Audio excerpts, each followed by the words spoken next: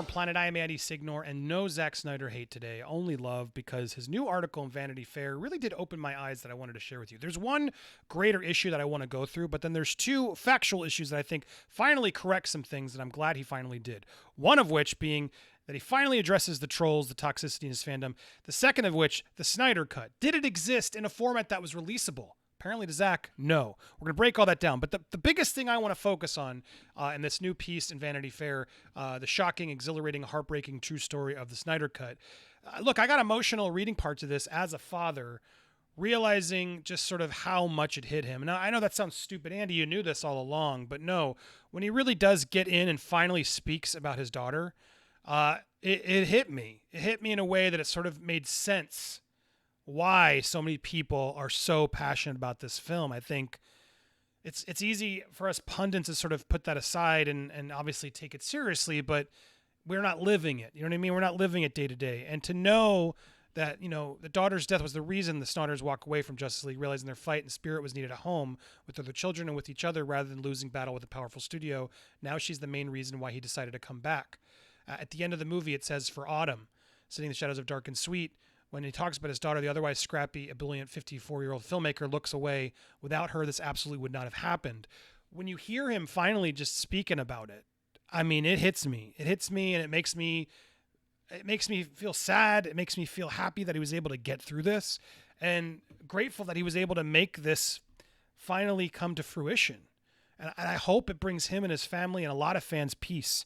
And I know there's been so many just fights online over this cut and criticisms of the movie. Look, there's criticisms of the movie and then there's criticisms of the man. And I've never tried to criticize the man or ever make light of the tragedy. What Warner Brothers did there, I've always said it. It wasn't right. And so the fact that he gets this cut and to be able to put this hopefully to bed and respect and honor his daughter in the process, it does make me look at the film with new eyes, that really to be appreciative eyes of realizing that's what this is about.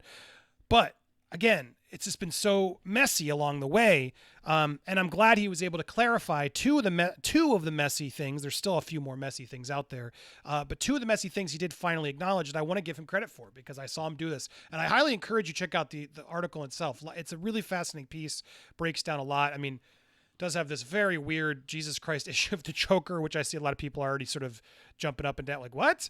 But I want to focus on two things. Read the whole article. It's a big piece that really tries to break down. It speaks to John Berg. It doesn't get Geoff Johns or Joss Whedon involved, which is a bummer.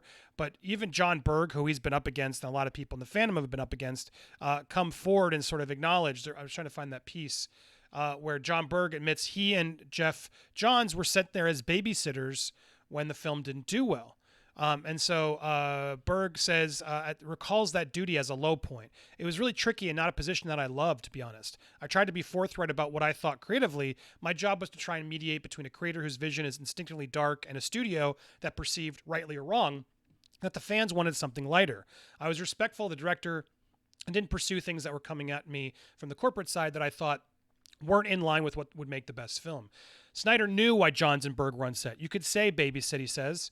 Many filmmakers would have bristled at the intrusion, but he was gracious. It didn't bother me too much because they weren't that threatening. I just felt the ideas they did have, where they were trying to inject humor and stuff like that, it wasn't anything that was too outrageous. So clearly he was upset, as anybody should if you bring a babysitter to your film. But here he's, again, I'm interested to hear the other side of the coin, but Berg's admitting he didn't want to be there. He didn't mean to. That was his job. The studio came in and made this much harder.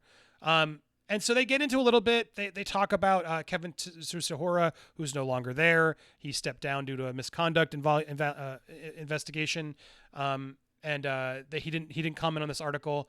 But apparently there was a mandate from Kevin, that the movie be 2 hours long, and that's where a lot of the problems came, because it meant cutting out the flash scene where there was supposed to be laughs.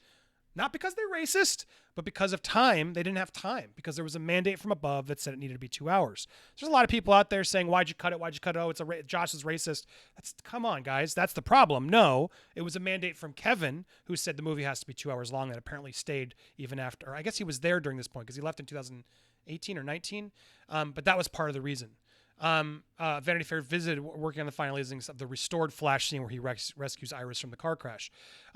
Snyder saw this as a bigger structural problem with the make it shorter order. How am I supposed to introduce 6 characters and an alien with potential for world domination in 2 hours? I mean, I can do it. It can be done. Clearly it was done, referring to Whedon's version, but I didn't see it. It's another interesting part of the article. He talks about how Deborah Snyder, his wife, and Christopher Nolan sat and saw it in the theater, and their mandate at the end of that was never let Zack see this because they knew it would hurt him too much, seeing how they just completely butchered what his vision was. And the inclusion of Nolan is interesting. Apparently Nolan was there as well and said, ugh, don't see this. But getting to there's a lot more of this piece that I think does open up, a lot of interesting stuff. They talk about Ray Fisher. They don't really get into his accusations. They mention it, but they also, there's a couple talks about Joss, and there's a producer who gives him credit in like, this is a hard thing to step into, but the way he treated the crew, that's on him. They never really get into that much. But clearly they talk about everything else. And so even Ray has a quote of like, maybe I should have let this go, as in like the movie movement, but he couldn't because he knew there was so much good in the movie.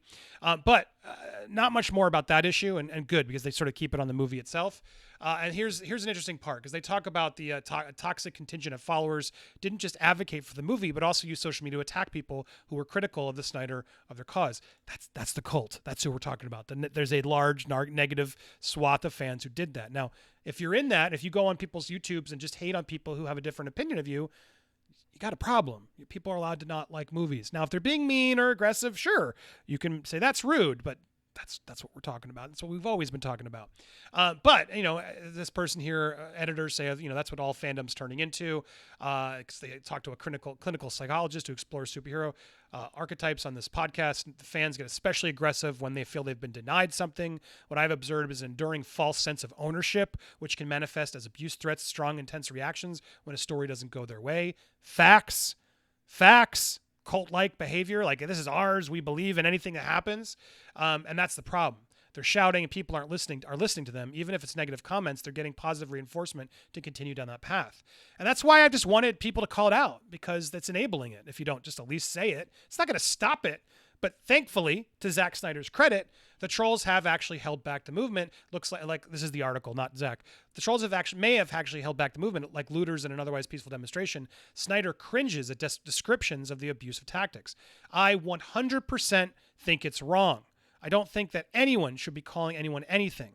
I've always tried to give people in the fandom attention who do good things. Now, look. Could he come out harder? Maybe. He's being a little still vague about it specifically, but he's acknowledging anybody who's out there being abusive is wrong. Thank you. That's all we sort of wanted you to say. Beyond that, even Toby Emmerich comes in and talks about how he supported Zack, and a lot of people at the company, myself included, always felt badly that Zack didn't get to finish his vision because of the circumstances. And so if there was a way to do it logistically and financially possible, which HBO Max did, and Zack had a willingness to do it, it seemed like a win for everybody. So Toby Emmerich, who's been in the crosshairs too, is out here being positive, saying, look, we wanted to get the movie made. That's what this should have always been about. Look, whatever happened, you got the win of the movie. Like, be happy. Let's go through the win of the movie and not keep blaming who needs to take accountability for things years ago, which is muddying the waters because there are no specifics. It sounds like people just didn't get along and it was a bad set. But as many people, including Harry Lennox, friend of both Joss and Zack, who's in Army of the Dead, has even said at some point we got to learn to move on. That's sadly what the business is like. We need to be better, but how are we going to grow if we can't have the conversations, et cetera, et cetera? Harry Lennox dropping some massive truth bombs on the whole issue, which if you haven't watched that video, I'll put it at the end of this video to make sure you go check it out. But here, the last thing I want to point out, again, I don't say this to argue and lop up specifics, but apparently he wanted to, initially, Snyder says that Warner Brothers wanted to release the raw footage on his laptop because apparently he took a laptop at the end and thought, well, at least I have this as a sort of keepsake to show friends. And I was like, no, that's a hard no. And they were like, but why? You can just put up the rough cut. Snyder didn't trust their motivations. I go, here's why. 3 reasons. 1, you get the internet off your back, which is probably your main reason for wanting to do this. 2, you get to feel vindicated for making things right, I guess, on some level. And then 3, you get a shitty version of the movie that you can point and go, see, it's not that good anyway. So maybe I was right. I was like, no chance. I would rather just have the Snyder Cut be a mythical unicorn for all time. Now, this is a very telling quote. Now, I get what he's saying. I get it. At the same time, he's revealing a lot of motivations here, and he's acknowledging there was no cut that was finished. Guys, there was no cut that Snyder said was finished. In fact, he's calling it his own words. His own words. He called it, not me. The SE version. That's Zack's words, not mine. And he's acknowledging it wouldn't have been good. It wasn't done. And it cost $70 million to undo his redo.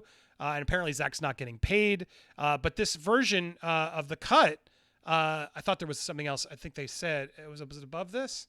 This cut didn't have all the effects, the music, etc.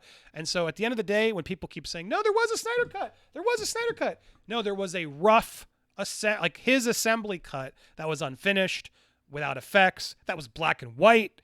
It was not a cut that could just be released like that. It needed work. That's what a lot of people have always been saying, and the people who are entitled, who feel like they know it all, have been telling us, no, there was a cut.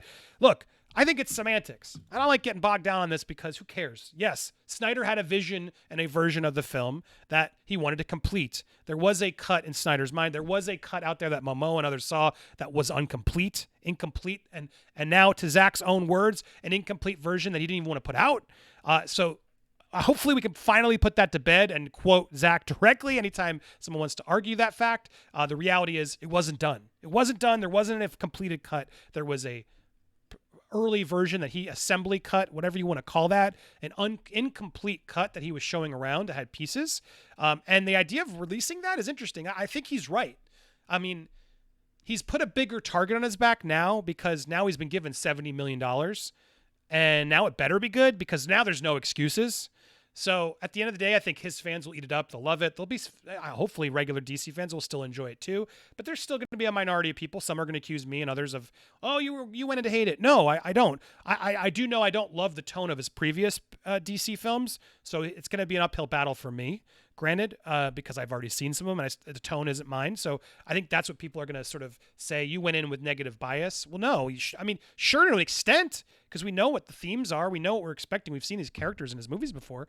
Now, that said, I really liked parts of it. Like the beginning of BVS is amazing when he sees Superman being crashed in the building and Bruce Wayne's like, who is that going to get that? Like there are some great moments. Even Man of Steel, I love the parts with Diane Lane in the beginning. Like, look, there are good moments throughout his films. Overall, they're just a disappointment to me based on the characters that I like. He took a different version of the characters. Now, this quote finally does say it, but I think also really, he didn't want this out there. He didn't want it's a hard no. He even says like, you just want to get the internet off your back and you want to say you got to do it. And in a lot of ways, one would say, well, yeah, Zack, wasn't that the point to release the Snyder Cut? And no, he's clearly like, no, you have to pay me $70 million to go finish the Snyder Cut, which let's be real. It's a lot of damn money. That's not some cheap like little director's cut. It's the most probably expensive director's cut that's ever been released. So look, good on him. He got it. Again, bringing it back to what I said originally, I don't even want to keep hounding on it because I think it's sad even for him to have to talk about it, but apparently he's talking about it. He's made it public domain. He's going to make the film dedicate to her. When you look at this at the lens of a father who lost a child who he even says was the nerdy child, the creative child, it gets me choked up thinking about it. Like I can't imagine that on anybody. I would never wish that on anybody, and I don't want any hatred on that family. There shouldn't be any hatred on that family. Look, we're allowed to dislike the movie, Zack, of course. That's the reality. I will be respectful in my dislike of the movie. Well, the only thing I've been passionate about is when people are accused of things without evidence or specifics. So that's the one thing I'm really still going to fight against. And when you came out and said there wasn't a toxic fan base, that was ridiculous. It felt like you were just fueling them further. So thank you to Zack for coming forward and finally saying the truthful thing. I hope this is a direction in the right path for the next few weeks as we finally get this cut to right some wrongs over the past several months of not letting things go, awful fans trying to tell us we're wrong. Look, they got the cut. You get the cut. Enjoy the cut. Enjoy it. Who cares if we don't enjoy it? You enjoy it. And be glad it's here and grateful to him and his family for being able to hopefully bring this some peace to them. I think if anything, if this film does anything, I'm going to be happy for that sake, that his family gets hopefully some peace, much needed peace from this. So good on them. Great article from Vanity Fair that does at least give some more of his side. I still want to hear the whole story someday. Perhaps we'll get there eventually. But right now, that's what we got. Check it out if you want to see the full story over in Vanity Fair. Here it is. That's all we got on this story. Tell me if you read it, what you guys think. You can always hit me up down below. In fact, I'm trying my new Stream Deck, it worked. Hit that subscribe button, hit the all alerts, and smash that like button. Thank you guys so much for watching. Stay tuned for more here on Popcorned Planet.